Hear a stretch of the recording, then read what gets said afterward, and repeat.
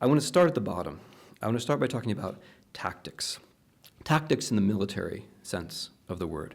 Because what Russia has done in its war in Ukraine is tactically innovative and interesting, and it's proven thus far to be rather effective.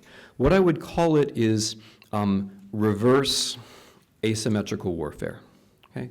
So asymmetrical warfare means the weapons of the weak. If you are a partisan army, or if you are civilians, if you are on the weaker side, if you are terrorists, and you're facing some big conventional army, asymmetrical warfare is what you do, right? You do things which are not so kosher. You do things which break the laws of war. You disguise yourself as civilians, you hide amongst civilians, you break the rules on the battlefield, you fight quick engagements, and you run.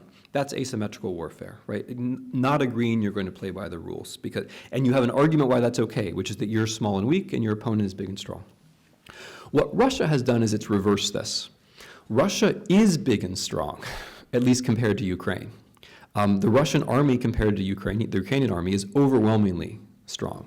And yet the Russians have chosen to fight, as it were, an asymmetrical war inside Ukraine. Rather than declaring war and just overwhelming the opponent, which presumably they could do, they have chosen to fight, and they've clearly planned to fight, this odd reverse asymmetrical war. So let me give you some examples. How did they invade Crimea?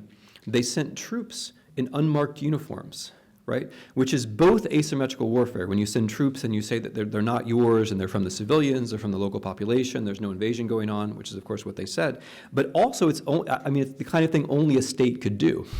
Only a state can produce thousands of identical unmarked uniforms, right? and thousands of identical unmarked camouflage personnel carriers and tanks, right? So it's this reverse asymmetry. We're not going to take responsibility, but clearly a state is behind it. The way the war has been prosecuted in the southeast, or is being prosecuted, is very similar. Russia is present.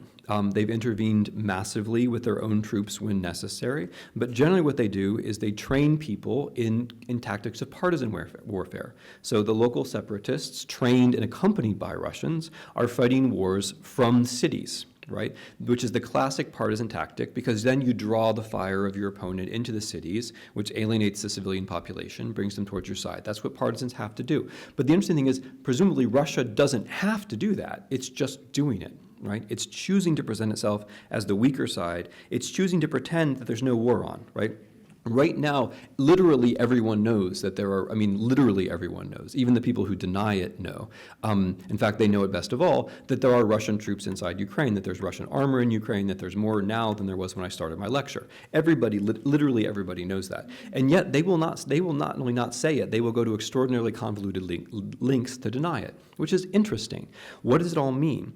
I think what it means is that Russia is attaching itself to the story that they are the small guy against the weak guy. That really what's going on here is not a war of Russia against Ukraine, right, which could seem like something unfair and illegal, not to mention brutal, unnecessary, and counterproductive. But what's really going on is a Russian defensive struggle against the overwhelming might of the United States, which is a theme to which I'm going to return. So I think their tactics are related to that overall way of presenting things.